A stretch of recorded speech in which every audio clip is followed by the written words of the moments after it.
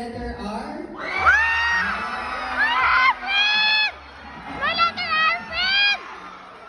Ang iyong pangalan na by letter A? Ang iyong pangalan na by letter N?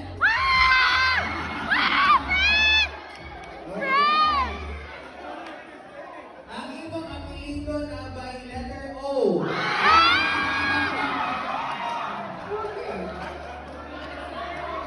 Ang iyong pangalan na by letter L? Okay, our winner sa grand prize, the motorcycle, is no other than... Okay, letter R ang nagsugod siyang pangalan.